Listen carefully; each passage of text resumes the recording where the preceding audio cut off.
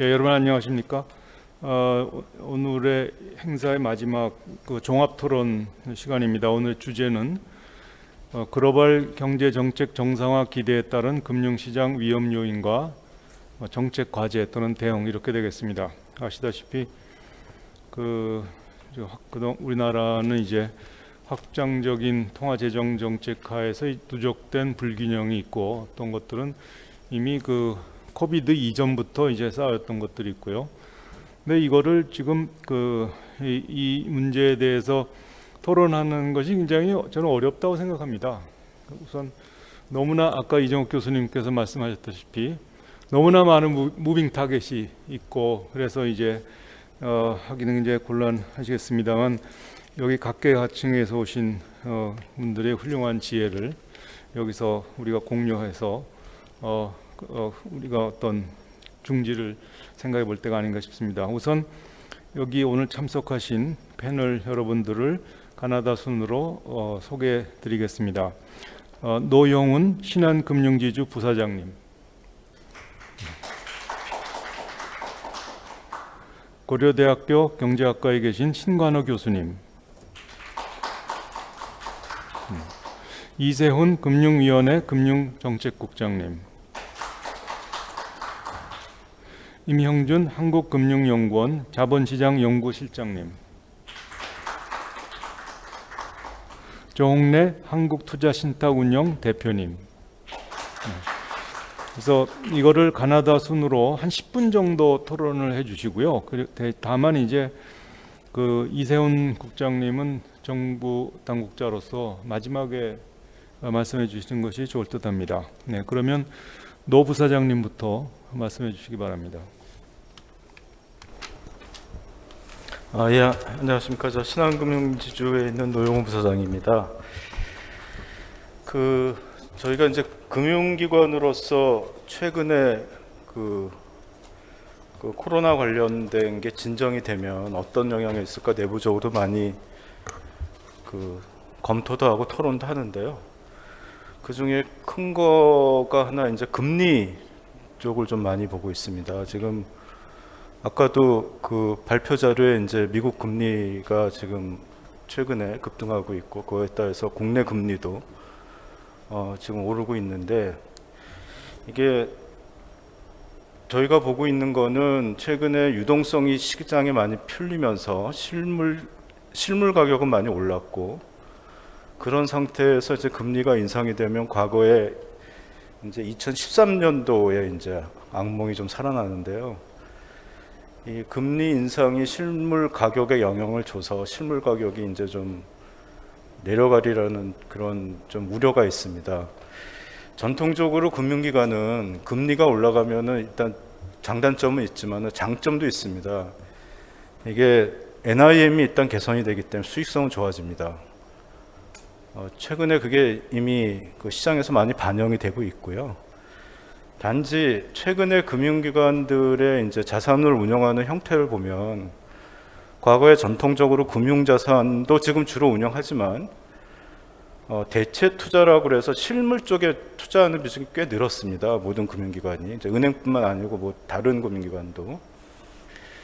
그래서 저희가 주의 깊게 보고 있는 건 대체 투자 중에서 특히 해외 부동산에 투자한 부분들이 특히 미국 쪽 이게 금리가 올라가게 되면 가격에 어떤 영향이 있을지 저희가 주의 깊게 좀 모니터링을 하고 있고요. 그게 이제 만약에 큰 평가손이 나게 되면 저희 재무제표에 바로 반영이 되기 때문에 이거는 좀 주의 깊게 저희 보고 있습니다. 그 다음에 코로나가 이제 완화돼서 저희가 또 지금 여기 이세훈 국장이 나와 계시지만 금융 당국하고 좀 많이 말씀을 드리고 좀 협의를 하는 게 코로나 때문에 작년에 금융 당국에서 금융기관들의 많은 부분의 규제 완화를 좀 해주셨습니다. 그 이유는 당연히 시장에 많은 유동성 공급을 해서 이제 경제 활성화에 당연히 금융기관이 그걸 어떤 역할을 해야 되기 때문에 그런 규제 완화를 많이 해주셨고요. 그 다음에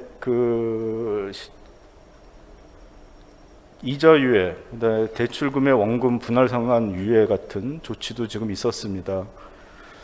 이런 조치들이 대부분 올해 일단 특정 시점이 되면은 유예 기간이 이제 종료가 되고요.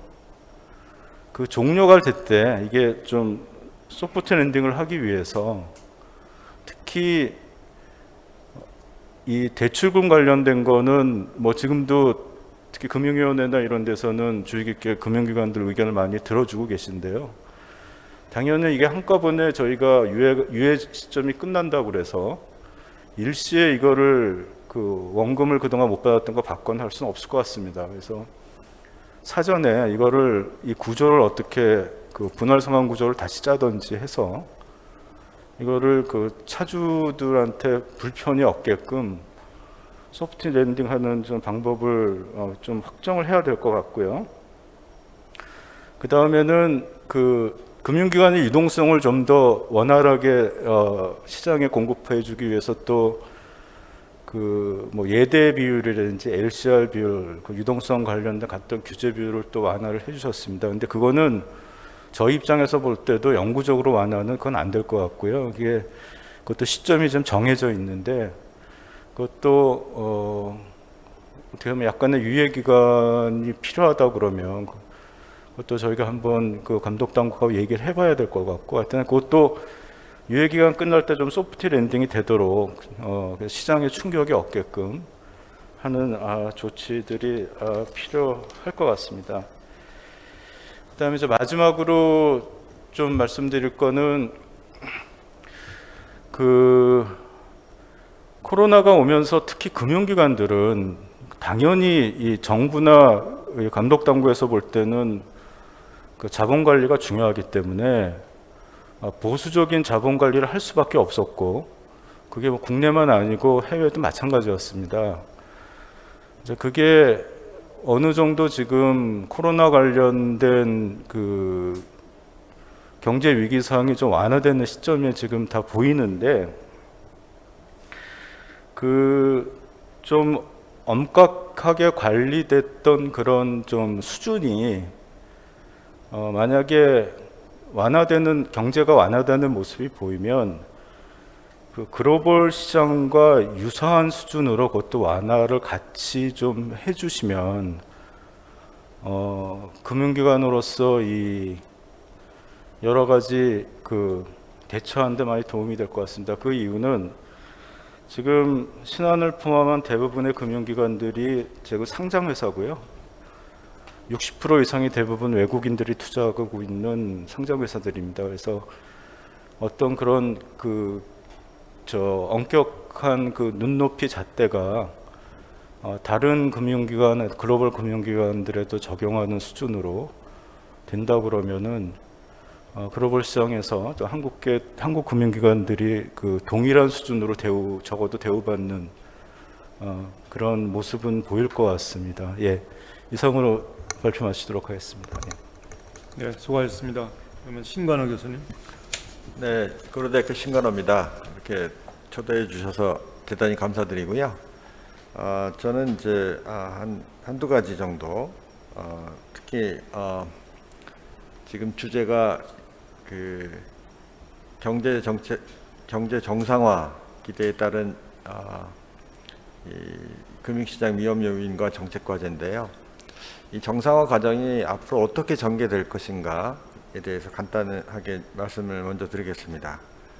사실 그 처음에 우리가 이 코로나 19 바이러스가 이제 전 세계를 덮쳤을 때 흔히 했던 예상은 이제 V-쉐입으로 이제 반등할 거다, 이런 예상이 많았고요. 왜냐하면 이게 초유 현상이긴 하지만 경제 외적인 어떤 현상이기 때문에 이게 이제 사라지고 나면 경제는 원 상태로 돌아갈 거다, 이런 식의 이제 기대가 많았던 것 같습니다. 그리고 두 번째는 보통 이제 경제 불황이 그 산업 구조 변화와 함께 이제 초래되는데, 이번에는 그런 게 없었다라는 거였고, 또 마지막으로는 이제 최근에 경기 침체는 대부분 금융 위기로 시작됐습니다. 근데 뭐 아시다시피 코로나 바이러스는 금융 위기하고 전혀 상관이 없었죠. 그래서 이런 여러 가지를 감안했을 때 상당히 빠르게 우리가 회복하지 않겠냐 이런 생각을 했습니다. 그리고 최근에도 이제 미국의 재정 정책이 굉장히 그 대규모로 시행됨에 따라서 이제 그런 기대가 상당히 커지고 있는데요. 아까 이제 김성현 교수도 좀 말씀하셨지만 저는 그렇게 낙관적이지만은 않을 수도 있다. 약간 불확실하고 또 좀 비관적인 측면도 좀 있다라는 말씀을 좀 강조드리고 싶습니다. 첫 번째는 뭐냐면 제가 아까 이제 산업 구조 변화가 없었다고 얘기했지만 우리가 이제 코로나 바이러스를 겪으면서 오히려 산업 구조가 상당히 바뀌고 있는 그 느낌을 받습니다. 특히 이제 디지털 테크놀로지를 중심으로 사실 이 코로나 바이러스가 있는 중에서도 상당히 오히려 발전해가고 팽창해가는 그런 산업이 있었던 반면에 전통 서비스업 위주로 또 상당 부분의 산업들은 상당히 어려움을 가졌고, 근데 이런 부분들이 사실은 다시 원상태로 될 것 같지는 않습니다. 우리가 이 코로나 바이러스를 겪으면서 우리 삶의 그 상태도 상당히 바뀌었고 라이프 스타일도 바뀌고 이런 것들이 이제 계속 진행이 되면서 여러 가지 산업 구조의 변화를 어쩔 수 없이 겪을 텐데 이 과정이 아주 순탄치만은 않을 수 있다 이렇게 이제 생각이 되고요. 그 다음에 두 번째는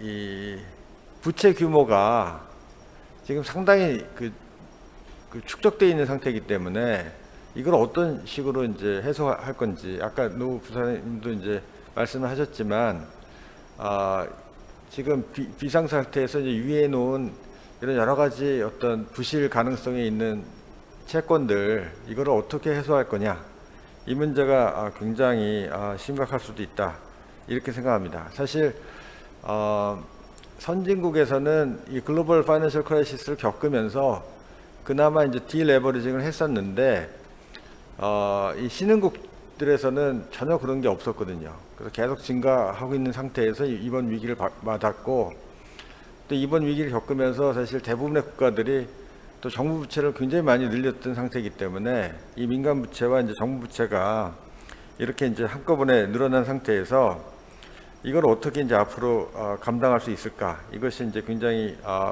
문제가 될 거다 이렇게 생각합니다. 특히 이제 최근에 미국 경기가 백신도 많이 보급이 되고 또 상당히 빠른 속도의 어떤 재정 정책을 통해서 회복이 다른 국가들보다는 좀 빠르게 진행되고 있는데 이게 이제 미국 그 금리를 상승시킬 경우에 이렇게 이제 경기가 미국하고 미국의 페이스를 이제 따라가지 못하는 이 신흥국들이 과연 미국의 금리 상승을 어떻게 극복할 수 있을지 분명히 취약한 국가들에서는 이제 자본 유출이 심각할 텐데 이거를 이런 문제가 분명히 지금 부채가 아까 말씀드린 대로 굉장히 누적된 상태에서 자본 유출까지 된다면 상당히 어려울 수 있다 이렇게 이제 생각이 들고요. 그리고 또 제가 최근에 이제 몇몇 연구자들하고 이제 연구를 해보니까 이 회복하는 국면에서 여러 가지 그 특징이 있습니다. 특히 이제 어떤 캐릭터리스틱이 있을 때 회복이 뭐 빠르거나 느리냐 이런 식의 이제 의문을 제기할 수 있는데 제가 보니까 이 수요와 공급 측 충격이 동시에 오거나 아니면 이 경기 침체가 글로벌 충격에 의해서 오거나 또 더블 딥의 그 위험성이 있거나 이럴 때는 상당히 그 회복이 느려지는 것을 발견했습니다. 근데 이번 회복 과정이 다 이런 걸 포함하고 있습니다.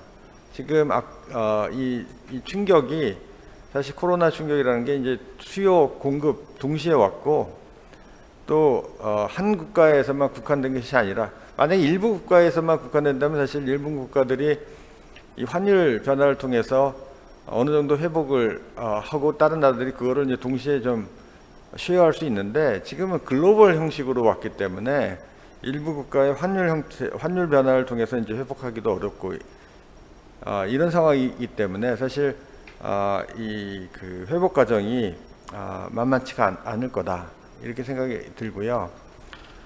저는 이 과정에서 우리가 눈여겨봐야 될 것은 흔히 말하는 R과 G 사이의 관계라고 생각합니다. 그러니까 R이 뭐냐면 실질 이자율이고 G가 이제 경제 성장률인데 이 두 가지 관계가 상대적으로 어떻게 더 클 거냐. 우리가 이제 기대하는 것은 R보다 G가 커서 성장은 빠르되 이 부채의 부담이 좀 적은 상태로 우리가 이 위기를 극복할 수 있다면 다행일 수 있는데 이게 과연 가능할 건가? 이게 이제 굉장히 관건이 될 거라고 생각하고요. 근데 이제 과거의 역사를 보면 사실 우리가 그렇게 문제를 해결한 시점도 있었습니다. 특히 이제 세계 대전 이후에 전 세계적으로 특히 이제 주요 국가들 중심으로 부채 규모가 굉장히 컸는데 다행히 그때 실질 이자율이 별로 높지 않으면서 경제 성장률이 굉장히 높았기 때문에 이런 부채 문제를 그래도 원만하게 해결할 수 있었다. 이렇게 말씀드릴 수 있겠습니다. 그리고 이제 마지막으로 이번 한국이 겪었던 경험과 관련돼서 한마디만 말씀드리면 이 한국이 사실 글로벌 금융 위기 이후에 상당히 매크로 프루덴셜 정책과 관련돼서 상당히 높은 평가를 받았습니다. 특히 이제 이 은행 중심의 어떤 규제 이런 것들이 상당히 효과적인 것으로 이제 많은 학자들에 의해서 평가가 되었었고, 특히 이번의 경우를 보면 사실 작년 3월에 환율이 굉장히 급등하는 그런 위기 상황이 있었는데 그때 주 원인을 제공했던 금융기관이 사실은 은행이 아니었습니다. 사실 아까 이제 김성 교수가 과거 사례를 많이 보여주셨는데 과거의 위기에서 이제 주역이 은행이었던 반면에 사실 이번에 이제 위기의 주역을 맡았던 금융기관은 증권회사, 사실 이제 보험회사는 증권회사인데 특히 이제 증권회사가 이 파생 상품, ELS 같은 것들을 이제 많이 팔고 있었고, 그게 이제 해외 주식하고 연계돼서 해외 주식이 이제 폭락했을 때 이 마진콜 같은 것들이 이제 문제가 돼서 외환 수요가 이제 급증하는 그런 문제를 보여줬는데, 이 문제가 사실 한국에만 국한된 것이 아니라 지금 BIS 같은 데 보면 앞으로 이제 위기가 오면은 흔히 말하는 이제 Non-Bank Financial Institution, 그러니까 NBFI에서 이제 문제가 발생할 거다. 이런 식의 이제 주장들이 힘을 얻고 있습니다. 그래서 이 부분에 대한 사실 규제가 굉장히 급한데 이쪽의 규제는 사실 이 은행에 비해서 훨씬 어렵습니다. 사실 은행은 이제 액티비티 자체가 그나마 좀 심플한 편인데 이쪽은 이제 파생 상품하고도 많이 연계돼 있고 사전에 이 어떤 시그널 위험의 징조를 미리 안다는 게 참으로 어려운 상태이기 때문에 앞으로 이런 문제를 이제 잘 규율할 것이 숙제로 남아 있다 이렇게 볼 수 있겠습니다. 네, 이상으로 제 말씀은 마치겠습니다. 감사합니다. 감사합니다. 다음은 임영준 박사님이요. 네, 감사합니다. 금융경공의 임영준입니다. 저는 아까 이제 신규 교수님도 이제 난 뱅킹 리스크를 말씀해 주셨는데 그 관련돼 가지고 제가 우리가 잘 이야기되지 않는 핵심 리스크인 3가지만 말씀드리고 하겠습니다. 배경과 3가지는 말씀드릴 것 같은데, 이종욱 교수님이 아까 이제 전 세션에서 마무리 말씀에서 해주셨는데 저도 동의하는 게 사실 21년, 22년은 큰 이슈가 되지 않을 거라고 생각합니다. 왜냐하면 이 수익률 곡선에서 뒷단에 있는 것들은 미국 같은 경우에는 모기지, 학자금 대출, 자동차 대출, 회사채는 10년짜리가 많으니까요. 그러니까 장단기에 고루 이제 여러 가지 부채가 조달되는데 우리나라 같은 경우에는 부채 조달이 거의 회사채는 3년물이 많지만 6개월, 1년물 금리의 연동이 많이 되어 있기 때문에 그 파고가 느껴지는 거는 22년 말 23년 정도가 되지 않을까 싶은데, 또 혹자는 그런 말을 합니다. 그러니까 뭐 2018년 11월부터 2019년 여름까지 정책금리가 1.75% 지금보다 125bp 높았는데도 뭐 멀쩡했다라고 말을 하는데, 저는 굉장히 부정적으로 보는 이유가, 첫 번째는 이를테면 대출 금리가 5%에다 7%로 오르면 굉장히 어렵지만 2.5%에서 4.5%로 상승하면은 속된 말로 곡소리가 납니다.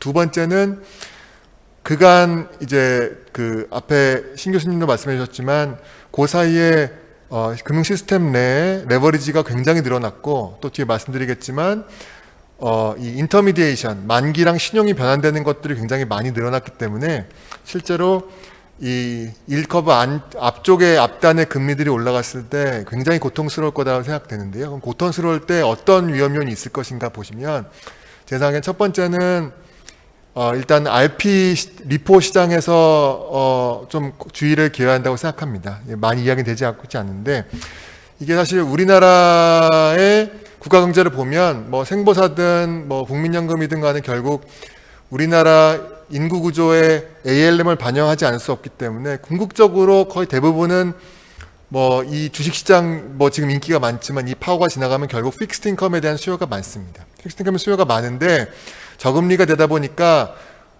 저축은 적게 돼 있고, 그래서 결국 엑스트라 리턴을 받아야 되는데 그 수단이 마땅치가 않습니다. 이제 크레딧 리스크를 가져가려고 하면 우리나라 사실 싱글 A라움 따지면 거기에 내재된 부도 위험이 사실 하이힐드입니다. 근데 하이힐드인데 거기에 합당하는 그 리턴은 주어지지 않는다고 시장이 평가하고, 저도 동의하는 게 지금 뭐 싱글 A 플러스 같은 경우에는 국채 대비 스프레드가 60ppb밖에 안 됩니다. 그러니까 이제 굉장히 만족스럽지 않은 상황이고, 더블 A 마이너스 같은 경우는 40pp 정도밖에 안 되고, 그렇다고 해서 신용 위험을 안 하고 이자 위험을 택하자니 뭐 정책금리는 0.5지만 10년물, 3년물 가더라도 뭐 1.18 정도고 10년물 가더라도 2점대를 겨우 넘는 수준이니까, 이제 일드 커브 뒤쪽으로 나간다고 하더라도 뭐 엑스트라 리턴이 별로 없습니다. 그래서 최근에 어떤 일이 많이 벌어지고 있냐면 레버리지를 통해서 픽스드 인컴을 스러운 일들을 가져오되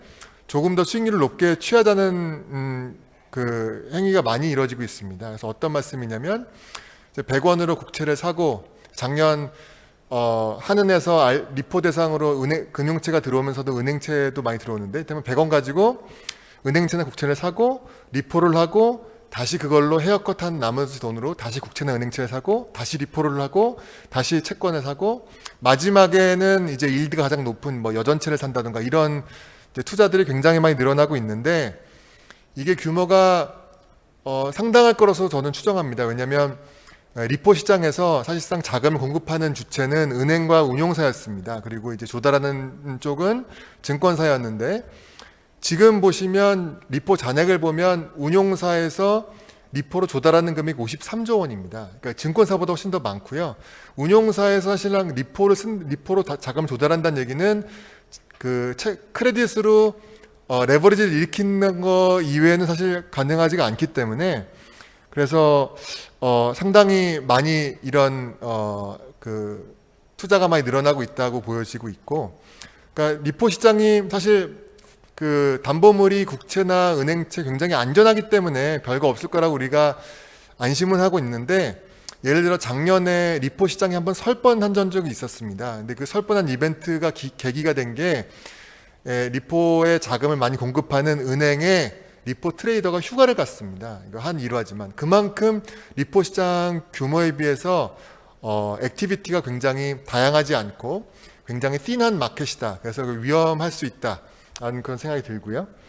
그다음에 두 번째는 ABCP, AB 전단체 시장입니다. 뭐 2015년 이후에 그 ABCP랑 AB 전단체가 많이 늘어난 건 아마 많이 아실 텐데요.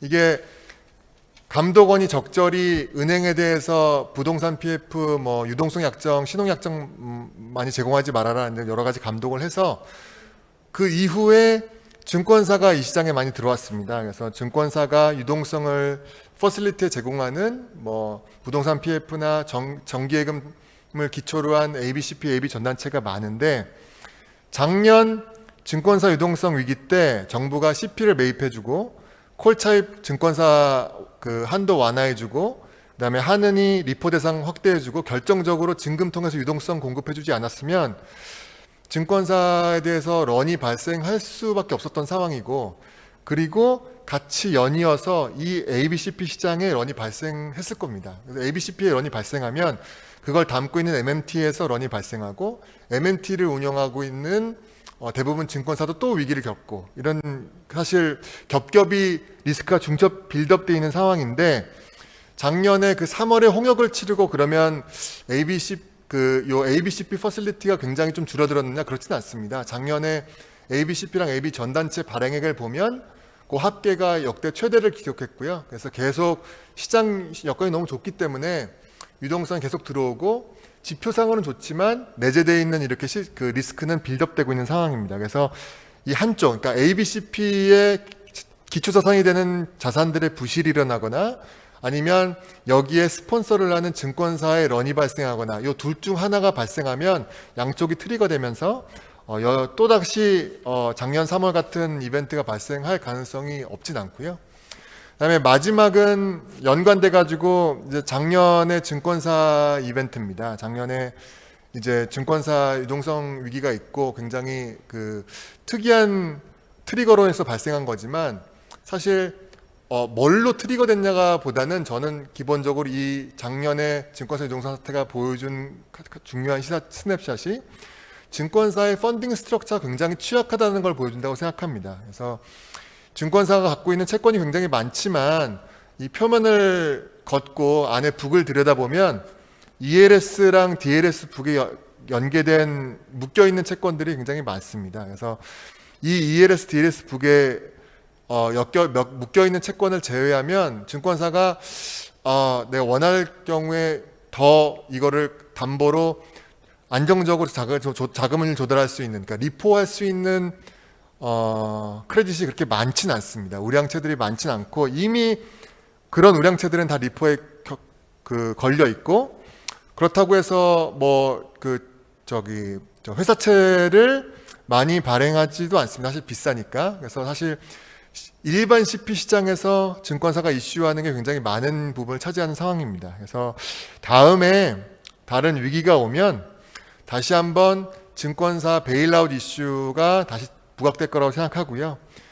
증금이 중요한 역할을 2008년이랑 2020년에 했는데 당시에는 증권사가 다행히도 유동성 위기에 그쳤기 때문에 큰 이슈가 되지 않았지만 증권사의 건전성 이슈가 부각되는 이 스레시홀드를 치는 이벤트가 오면 굉장히 많은 사람들의 머리 골치가 아플 이런 상황이 대두될 거라고 우려가 되고요. 사실 우리나라가 증권사에 대해서 적기 시정 조치 같은 거를 하고 있는데 그 말은 곧 망하게 하지 않겠다는 이야기거든요. 근데 사실 저는 그런 차원보다 앞으로 차제에 우리가 증권사가 하나 두 개의 신용사건이 발생하거나 유동성 위기나 런이 발생하더라도 시스템 자체가 큰 영향을 받지 않을 수 있도록 그렇게 우리 금융시장 시스템을 좀 이렇게 빌드업해 나가는 게 필요하지 않나 생각합니다. 감사합니다. 네, 조홍래 대표님. 네, 한투운영의 조홍래입니다. 우선 이런 자리에서 말씀드릴 기회를 가져서 큰 영광으로 생각하고요. 오늘 제가 생각했었던 것들의 꽤 많은 부분을 앞에서 여러분들께서 많이 짚어주셔서 제가 좀 더 이렇게 정리된 말씀을 드리겠습니다. 특히 시장은 다 통해 있으니까 뭐가 확산될 수 있다라는 측면에서 이명준 박사님 말씀을 많이 동감을 하는 편이고요. 저는 우선 지금 이제 포스트 코로나를 비포하고 애프터로 했을 때 제일 포컬 포인트는 이제 금리다라는 거는 굉장히 다들 그렇게 찬성하시는 것 같습니다. 제가 근데 하나 불만이 있다기보다는 조금 하나 점검을 하고 싶은 게 있는데 금리가 오를까봐 걱정을 하시는 건지 올릴까봐 걱정을 하시는 건지가 섞여 있는 것 같은 그런 생각이 듭니다. 근데 그러니까 올리는 거는 정책금리죠, 기준금리고 뭐 어느 나라든 간에 오르는 건 이제 시장에서 오르는 건데요. 올렸던 그냥 오르든 간에 이제 좀 생각을 해본 것이 우리나라하고 이제 해외 그냥 아주 단순하게 생각해서 달러, 미국 생각을 해봤습니다. 그러면은 이제 네 개의 경우의 수가 있죠. 둘 다 오른다, 뭐 하나만 오른다, 뭐 둘 다 안 오른다, 문제 이런 게 있는데 한 앞으로 12개월을 내다봤을 때 가능성은 아무도 모르는데 제가 주관적으로 가지고 있는 가능성은 제일 높은 가능성은 우리나라가 오르는 동안에 올리는 게 아니고요. 오르는 동안에 달러가 안 오를 또는 안 올릴 가능성이 저는 제일 높다고 보고요. 제일 낮은 가능성은 둘 다 안 오르든 안 올리든 가능성이 제일 낮다고 생각을 합니다. 그런데 그 배경과 이 구조와 잠재적인 그 파급 효과를 생각했을 땐 둘 다 안 오르거나 안 올리는 경우를 제외하고는 우리에게 다 부정적일 것이다 라는 우려를 갖게 됩니다. 이거를 이제 다른 관점, 그러니까 시장에서의 어떤 지원책, 앞에서 말씀을 많이 해주셨습니다. 근데 마찬가지로 저도 이제 앞에 우리 노 부사장님께서 말씀해 주신 거에 전적으로 동감인데, 지난해 효과가 있었는데 제한적이고 심리적인 겁니다. 그리고 어차피 일몰입니다. 그래서 그거는 이제 빼놓고 저는 시장의 그냥 구조와 사고 파는 사자 팔자의 주체를 가지고 국고체만 가지고 생각을 해도 방금 전에 임 박사님 말씀하셨던 어차피 다 파급 효과는 있다라는 측면에서 시장 금리에 주는 효과와 걱정을 가늠할 수 있지 않을까 하는 생각을 해서요. 조금 제가 그런 측면에서 좀 간단히 말씀을 드리겠습니다. 통계에 기초해서 지난해 말 현재 국고채 발행 잔액이 726조 7,661원입니다. 증가한 게 115조입니다. 19% 증가했습니다. 금년 4월 20일 현재까지 YTD 증가분이 42조고요. 금년에 이제 기재부가 밝힌 게 123조 발행 예정입니다. 차환도 있겠고 뭐 있겠고 어찌되었든 그 두 가지 특징이 있습니다. 먼저 조금 작은 것부터 말씀드리겠습니다. 머추러티, 이제 우리나라 국고채가 이제 지난 2년짜리 신설했죠. 그래서 2, 3, 5, 10, 20, 30, 50까지 있는데 그 편차가 큽니다. 그건 뭐 여러 가지 이유가 있을 겁니다. 그거는 뭐 기재부 내부에 여러 가지 이유가 있을 텐데 어찌되었든 20년 지난해에는 10년짜리 하고 30년짜리가 115조 증분 중에서 31조 42조를 차지했고요. 제일 큽니다. 두 개가. 2021년 YTD로는 현재 42조 5천억 증분 중에서 비슷한 숫자로 10조 남짓을 차지하고 있는 게 3년, 10년, 30년물입니다. 어찌되었든 이 하나, 둘, 셋, 7개의 저희 빈티지 초이스 중에서 편차가 크다는 거에 따라서 시장에 결국은 이 픽스드 인컴 에셋을 운영하는 사람들의 듀레이션까지 직방으로 영향을 줄 수 있다라는 거고요. 그게 투자 수익률 내지는 투자 수익률도 전 국민에게 영향을 주는 거지만 머니마켓에까지 영향을 줄 수 있을 것이다라는 가능성을 배제할 수가 없습니다. 이거보다 제가 좀 더 중요하게 쳐다보고 있는 게 누가 샀느냐입니다. 그리고 앞으로 살 수 있겠느냐 하는 건데요. 지난해 그 통계를 보면은 이제 115조가 증가해서 19%가 증가했는데 퍼센트로만 샀었던 퍼센트로만 이 19%보다 많이 샀었던 그러니까 그랬던 주체가 외국인 20%, 투신사 22%, 정부 59%, 사모펀드 67%, 증권사 54%, 한국은행 55%입니다. 그런데 요거는 이제 자기가 1년 전까지 가지고 있던 거에서 보유하고 있는 거가 증가한 거를 얘기한 것뿐이고 절대 규모는 요게 이제 115조 증가한 것 중에서 누가 샀느냐인데요. 보험사가 38조 사서 제일 그 투자 주체 중에서 큽니다. 33조를 산 증권사가 두 번째고요. 한국은행이 굉장히 감소한 주체가 있습니다. 은행, 그다음에 개인이 감소했고 한국은행은 증가한 것들 중에서는 뒤에서부터 세 번째 정도. 이 주체가 뭐 한 15개쯤 됩니다. 외국인 기금, 보험, 투신, 은행, 종금, 정부, 기타 법인, 개인, 사모펀드, 증권, 한국은행 요 카테고리에서의 말씀입니다. 그래서 다시 봤을 때 보험사가 계속 살 수 있겠느냐, 증권사가 계속 살 수 있겠느냐, 외국인이 제법 많이 샀습니다. 19조를 샀는데 계속 살 수 있겠느냐. 외국인 마음은 아무도 모릅니다. 외국인 마음은 아무도 모르고 다양한 우리가 가늠할 수 있는 것보다도 훨씬 그 의사 결정을 좌지우지하는 변수가 많습니다. 그래서 빼고 봐야 되는데요.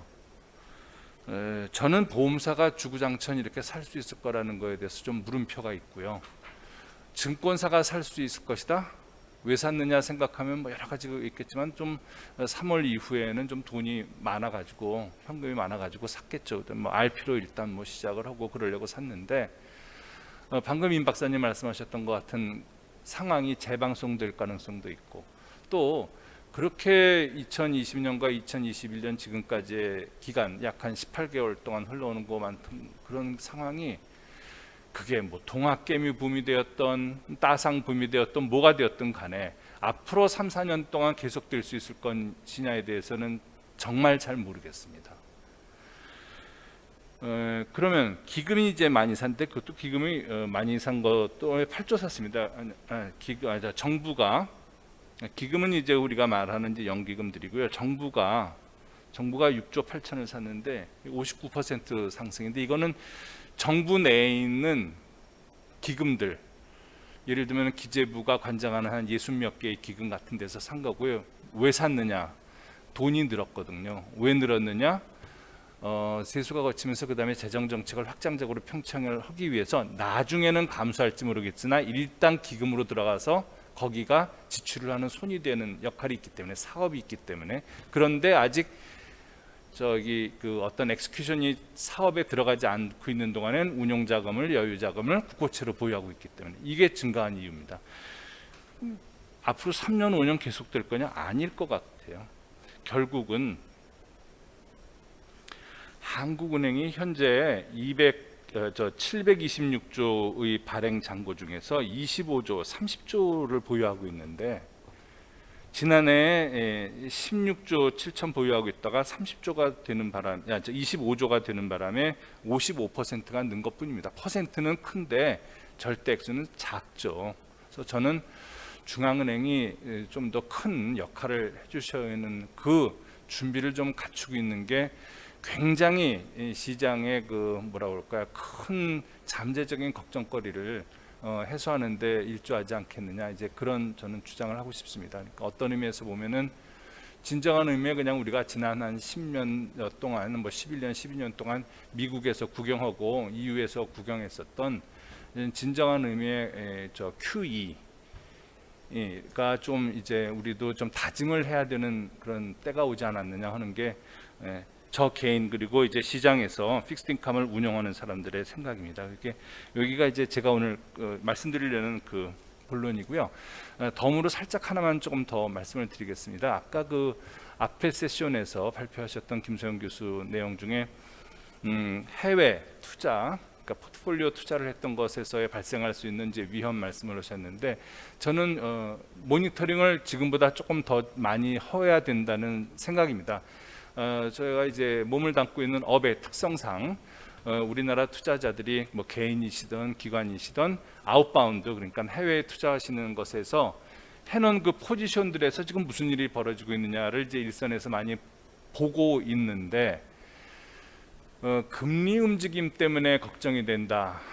그거 자체는 크지는 않을 것 같습니다. 무슨 얘기냐면은 그때 금리는 이제 우리나라 지금까지 말씀드렸던 우리나라 금리는 아니죠. 그야말로 달러 금리, 뭐 N 금리, 유로 금리에 해당되는 건데 그게 아니라 금리가 움직이는 또는 그 안에서 실물 경제가 좀 힘들어져 가지고 생기는 부실 가능성에 대해서 그렇기 때문에 이제 그 대출을 해주는 곳이 같은 통화로 대출을 하는 거죠. 미국 가서 뭘 하려고 그럴 때 미국에 있는 은행에서 달러로 대출을 받았는데 예를 들면 부동산을 건물을 샀는데 건물의 임차인들이 코로나 때문에 이제 월세를 못 낸다. 그러면 그걸 보고 걱정이 돼서 빨리 대출금 갚으셔라는 이런 일이 벌어지는 거죠. 그래서 이런 류의 위험에 대해서 이게 투자자가 사모다 기관이다 하는 것들에 대해서는 사실 시장 전체적으로 또는 정책 당국에서 걱정하셔야 될 부분이 한 반의 반감이 되는 반면 공모로 팔린 것에 대해서는 조금 더 조심을 해야 되는 게 아니냐 하는 생각을 하고요. 특히 이렇게 유동성이 없는 자산이 더 위험하지 않겠느냐. 근데 그게 일견 맞는데 한편으로는 어떤 측면이 있냐면은 돈을 빌려준 데하고 토론과 협의를 할 시간이 있습니다. 왜? 코로나 때문인 건 다 알거든요. 그게 실제로 벌어지고 있는 일이고 오히려 하이 프리퀀시라든지 유동성이 있는 자산에 자동적으로 거의 반자동적으로 레버리지를 일으키고 이러는 것들은 어떻게 수습하고 대화를 해보고 자시고 할 시간적 여유 없이 급락하거나 반락을 하거나 반등을 하거나 하는 류의 일이, 그러니까 자고 일어나니까 깜짝 놀랄 만한 뉴스가 벌어질 가능성도 저는 배제할 수가 없기 때문에 이런 부분에 대해서는 좀 모니터를 좀 더 해야 되지 않을까. 일선에 있는 업을 하고 있는 증권사들, 자산운용사들 스스로도 해야 되고 또 당국에서도 조금 쳐다보시는 게 좋지 않을까 하는 생각입니다. 그러니까 거듭 말씀드리자면은 이제 테이퍼링 자체, 그러니까 금리가 50bp 올랐다, 25bp 올랐다도 조금 부담은 됩니다. 근데 그게 아니고 실물 부분에서 오는 충격 때문에 부실화 우려로 대출 회수, 이제 이런 체인 리액션 같은 거에 대해서는 그렇지 않아도 우리가 불안전 판매 내지는 지난해 여러 가지 스캔들을 막 이제 벗어나려는 차이기도 하지만 한 번 더 좀 조심해야 되는 그런 시기가 다가오고 있지 않나 하는 그런 생각입니다. 이상입니다. 네, 감사합니다. 그다음에 이세훈 국장님. 예, 감사합니다. 먼저 오늘 이렇게 좋은 자리 마련해 주신 한국국제금융학회와 원영걸 회장님께 감사 말씀드리고요. 이 코로나 시대 경제 정책을 어떻게 정상화할 것인지, 이 주제는 사실 정부에서도 굉장히 지금 관심을 갖는 토픽이고 저희뿐만 아니라 전 세계적으로 국제 사회에서도 굉장히 핫 이슈 중에 하나입니다. 그래서 오늘 제가 시장에 어떤 영향이 있을지 이런 것보다는 앞으로 경제정책 정상화가 어떤 모습과 어떤 속도로 이루어질지 프레임워크에 대해서 간단히 좀 말씀을 드리겠습니다. 먼저 아까 박성욱 박사님께서도 잠시 언급을 해주셨지만은 FSB에서 이 부분에 대해서 이제 선행 리포트가 나온 바 있습니다. 내용을 좀 간단히 말씀을 드리면은 각국이 코로나를 맞아서 여러 가지 지원 정책을 했는데 이제 크게 두 가지 형태입니다. 하나는 재정을 동원해서 직접적으로 지원하는 형태가 있고, 주로 이제 실업급여라든가 보조금 이런 형태가 있었을 겁니다. 또 하나는 금융권의 건전성 규제를 유예를 해서 이 신용경색을 예방하는 두 가지 트랙으로 주로 이제 지원책이 이루어졌고요. 이 부분을 이제 언젠가는 정상화해서 언와인딩을 해야 되는데 어느 시점에 어떤 속도로 가야 되느냐, 이 부분에 대해서는 굉장히 디베이트가 많은 상황입니다. 이제 프레임워크로 보면은 개념적으로 두 가지로 나눠볼 수 있을 것 같습니다. 그러니까 정상적인 상황보다 조속히 언와인딩하는 방법이 있을 거고, 또 하나는 정상 시점보다 조금 늦춰서 지연하는 두 가지 전략이 있을 텐데, 조기에 하는 거는 일단 즉각적인 시장의 반응이 올 거고, 다만 조속히 하는 거의 단점은 만약에 조기에 정상화를 했다가 시장 상황이 재악화되면은 이제 회복 불가능한 손해가 발생하고 또 정책의 신뢰성도 크게 악화되고 이런 여러 가지 더 큰 문제가 발생할 수 있다는 그런 단점이 있고요. 정상화가 지연되는 경우에는 잘 아시다시피 부실이 이연된다든지 또 도덕적 해이가 발생한다든지 또 부채라든가 이런 과도한 레버리지 이런 부작용들이 발생하는 그런 것들이 있을 겁니다. 그래서 이 두 가지에 대해서 어느 전략이 그래도 나을 거냐 하는 회원국 간의 토론에서 대다수는 그래도 지연 정책이 조기 정책을 하다가 부작용을 발생하는 것보다는 낫지 않겠느냐. 그래서 굉장히 좀 신중한 쪽으로 대다수의 국가들이 지금 접근하는 상황입니다. 그리고 그렇다고 이제 둘 중에 하나만 이렇게 선택하는 건 아니고요. 이 두 가지의 트레이드 오프를 잘 그 밸런스를 맞추면서 그래도 접근할 수 있는 방법이 뭐가 있느냐, 이 전략에는 그 박상국 박사님께서 간단히 이제 소개를 해주셨겠지만은 제너럴한 지원이 아니라 좀 타겟티드된 서포트가 필요하다. 그 다음에 또 지원 정책을 갖다가 지금 처음에는 이제 전반적인 유동성 지원으로 갔다면은 그 후에는 선별적으로 구조조정 지원이라든가 이렇게 좀 차별화하는 방식이라든지 또는 이제 수혜자의 신청에 따른 신청 베이스로 지원을 한다든지 여러 가지 또 그런 전략들이 있습니다. 그래서 그런 그 균형을 갖는 절충 수단을 통해 가지고 이 정상화 정책을 추진해 나가는 게 바람직하다, 이런 제안들이 있었습니다. 그다음에 하나 좀 특이한 부분은 이 정상화를 그럼 언제 할 거냐 하는 부분에 있어서 특정 시기에 특정 일을 그 목표로 하고 추진하는 것보다는 그 정상화를 추진할 수 있는 조건들을 미리 제시를 하고 그 조건이 충족되는 시점에서 전개적으로 정상화를 해나가는 게 바람직하다, 이런 또 제안이 권고가 있습니다. 그러니까 특정 조건이라고 하면은 이런 방역이라든가 이런 것들이 어느 정도 이제 갖춰지고 또 경제 상황도 어느 정도 그 지표들을 충족하고 이런 것들이 될 것 같습니다. 그리고 아까 발제에서도 언급을 해주셨지만은 이 정상화를 해나가는 데 있어서 또 하나 고려할 부분이 이 국가 크로스 보더로 연결이 되어 있기 때문에 각 국가 간의 이런 차이를 고려를 해야 된다는 게 굉장히 중요한 것 중에 하나입니다. 어느 한 국가는 굉장히 그 백신 접종이나 방역에 있어서 앞서 나가고 또 다른 나라는 뒤처지고 한다 그러면은 이 정상화 정책의 그 스피로버 이펙트라든가 이런 것들도 굉장히 클 수 있기 때문에 이런 부분을 감안해야 한다는 게 또 하나의 그 고려 사항이었습니다. 그 여기까지가 이제 FSB에서 지금까지 논의되고 있는 그 정상화 정책에 관련된 논의이고요. 이건 아직 현재 진행형이기 때문에 그 좀 더 업데이트된 그런 내용들이 앞으로 계속 논의될 것 같습니다. 이 부분과 관련해서 그 우리 정부도 정상화 앞으로 전략이나 이런 것들에 대해서 내부적으로 지금 그 깊이 있게 좀 스터디를 한 상태고요. 특히 금융 부분에 대해서는 저희가 지난 4월 초에 그 코로나19 금융 대응 조치의 정상화 추진 계획에 대해서 이미 발표를 한 바 있습니다. 그 지금 세부 저희가 프레임워크에 대해서는 계속 좀 업데이트를 하고 있습니다만은 개략적인 그 개요에 대해서는 그 4월 8일 날 그 발표한 자료를 참고해 주시면 될 것 같고요. 간단히 소개를 드리면은 저희가 FSB 권고를 따라 가지고 코로나 그 단계를 갖다가 위기 단계, 회복 단계, 정상 단계 이렇게 세 단계로 나누고 그 이 단계를 판단하기 위한 여러 가지 지표들을 지금 선정을 했습니다. 그래서 방역이라든가 실물 부분의 핵심 지표 10가지와 또 금융과 부채 부문의 그런 보조 지표 5개를 종합해서 이 위기 단계를 판단을 하고 위기 단계에 따라서 점진적으로 지원 정책을 그 언와인딩 해나가는 그런 시나리오를 짠 바 있습니다. 그리고 이 그 단계에 대해서는 저희가 그 3개월 주기로 포워드 가이던스를 시장에 제시를 하고 거기에 따라서 그 운영을 해나갈 계획이고요. 지난 4월에 저희가 점검한 바로는 아직까지는 그 위기 국면이 지속되고 있다고 이제 판단을 했고 그렇기 때문에 기존의 이제 금융 규제 유연화 정책이라든가 여러 가지 정책 지원 프로그램을 일단은 유지를 해나가는 걸로 결정을 했습니다.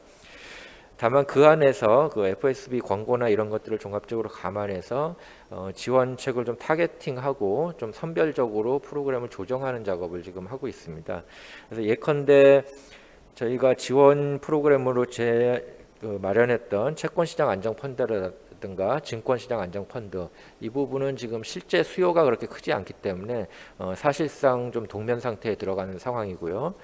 그다음에 회사채나 CP 지원 프로그램 같은 경우도 종전에는 무차별적으로 다 지원을 했었는데 최근 시장 상황이 굉장히 호전됐기 때문에 우량채에 대해서는 그 공적 지원은 사실상 좀 중단하고 있는 상황이고 좀 비우량 이쪽 시장 기능이 조금 부족한 부분에 좀 선별적으로 지원을 해나가고 있는 상황입니다. 이상으로 그 정상화 정책의 그 국제 논의 동향과 우리 한국에서의 좀 준비 상황 이런 것에 대해서 말씀을 드렸고요. 마지막으로 조금 그 다른 측면에서 말씀드릴 부분입니다.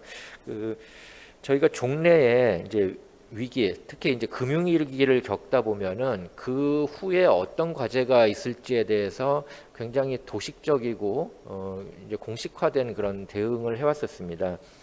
주로 이제 위기가 다가오면은 정부가 위기를 극복하기 위해서 적극적인 개입을 하고 그 개입을 하다 보면은 이제 부실이 늘어나고 특히 금융권의 이제 부실 채권이 늘어나고 기업 쪽에서는 좀비 기업이라든가 한계 기업이 늘어나고 그래서 위기가 지나고 나면 이 부실을 어떻게 정리할 것인가 그리고 늘어난 부채를 어떻게 정리할 것인가 이 부분이 과제다라는 것이 저희의 정형적인 패턴이었습니다. 근데 지금 코로나 국면에서 사실 저희가 진행 상황을 보면은 종전에 이 공식하고 좀 안 들어맞는 것들이 많이 있습니다. 특히 이제 기업 부실 같은 경우에 이 지표상으로도 그렇게 이제 유의미한 것들이 안 나타나고 물론 이제 그 착시 효과는 있겠습니다만은 대규모 부실 기업이라든가 이런 것들이 그렇게 생각보다는 많이 안 나타나고 오히려 어떤 경우에는 코로나 이전에 있었던 부실이 스스로 정리되는 그런 현상도 보입니다. 대표적인 게 이제 해운이라든가 조선 부분이고요. 그래서 종래 공식이 그렇게 좀 안 맞는 현장에서는 좀 안 들어맞는 경향이 있고 그다음에 이제 민간 부채라든가 정부 부채가 늘어나는 그런 것들이 계속 경고등이 켜지는데 이 부분도 부채가 늘어나는 만큼 사실 자산 부분에서는 더 빠른 속도로 늘어나고 있습니다. 그래서 가계 부분도 자산이 굉장히 늘어나고 있고 그다음에 정부 부채가 늘어나는 거에 대해서 굉장히 걱정들을 많이 하십니다만은 그러니까 사실 결산을 하고 나서 보면은 지출한 거 이상으로 세수가 거쳐서 항상 세계잉여금이 그 사상 최대를 갱신을 합니다. 그래서 어떻게 보면은 저희가 그 정부 부채를 줄이려고 마음만 먹으면은 언제든지 할 수 있는 사실 그 수입이 없어가지고 정부 부채가 누적되는 그런 문제는 아니기 때문에 이 부분도 그 전통적인 접근 방식으로 그렇게 분석하기는 조금 상황이 다르지 않나 그런 생각이 듭니다. 그리고 또 하나는 이제 그러면 포스트 코로나 시대에 과연 그 경제 현상이나 이런 것들이 어떻게 바뀔 것이냐, 코로나 이전 상황과 같을 것이냐 이런 부분에 대해서 이제 V자 회복을 얘기하면서 일시적 충격에 그치고 다시 종전으로 회복될 거라는 그 시각이 초기엔 강했지만은 지금은 종전과 똑같지는 않을 거다라는 시각이 점점 이제 많아지는 것 같습니다. 이제 대표적인 것이 이 디지털화와 비대면화 이런 것들이 계속 진전되면서 이 무역 장벽, 특히 서비스 분야의 무역 장벽이 이제 낮아지고 그다음에 트랜잭션 코스트가 낮아지면서 전 세계적으로 이 1등만 살아남는 그런 시장 경쟁 환경이 좀 가속화되는 상황인 것 같고요. 그 과정에서 우리나라 기업들이 굉장히 선방하고 있다는 그런 그 결과들이 보입니다. 특히 이제 한국의 혁신 지수가 그 수년 동안 1, 2위에 지금 랭크가 돼 있습니다. 저희가 뭐 한 10년 전, 20년 전만 해도 상상도 못했는 그런 상황인데 이 부분 인플리케이션이 이제 몇 년간의 시차를 두고 국가 경쟁력이라든가 국부가 증진되는 그런 결과로 나타날 수 있을 것이고요. 그렇다고 하면은 이제 금융시장이라든가 경제 상황에서 이제 고려해야 될 여러 가지 리스크 요인도 저희가 종전에 고민했던 그런 부분들이 아니라 오히려 새로운 그 리스크 요인들이 더 중요한 의미를 가질 것 같습니다. 그래서 특히 이제 그 미래 리스크 요인으로 부각될 것 같은 것들은 이제 어떤 부의 문제라기보다는 분배의 문제라든가 사회 문제, 특히 이제 고령화라든가 세대 간 갈등 이런 것들이 더 큰 문제로 작용할 것 같고 이 부분이 종래에는 경제나 금융시장에는 큰 영향이 없을 걸로 사회 문제로 이제 별도의 영역으로 치부가 됐는데 요즘은 보면은 이 경제와 사회 문제가 그렇게 별도의 영역이 아니라 굉장히 상호작용을 미치는 그런 연관성이 굉장히 큰 것 같습니다. 그래서 금융시장에서도 전통적으로는 이제 금융시장 리스크라고 하면은 크레딧 리스크, 뭐 마켓 리스크 이런 것들이 주종이었는데 최근에는 비정형적인 리스크의 중요성이 훨씬 더 커지고 있습니다.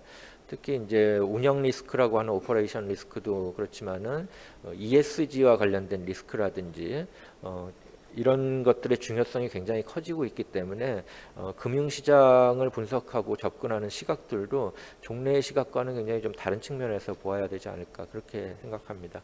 예, 이상으로 좀 말씀 마치겠습니다. 네, 수고하셨습니다. 이거를 네, 마치기 전에 이거 클로즈하기 전에 제가 혹시 저 같은 생각을 할 수도 있을 것 같아서 노 부사장님께 제가 하나 여쭙겠습니다. 아까 마지막에 보수적 자금 관리를 이거를 이제 완화했으면 좋겠다 그러는데 정확하게 자금 관리 어떤 것을 말씀하시는지. 네, 자본 관리라고 제가 말씀을 드렸는데요. 예. 코로나 관련돼서 이제 특히 금융기관의 자본 건전성에 당연히 우려가 있기 때문에 뭐 전 세계적으로 보수적으로 이제 충당금을 많이 쌓고요.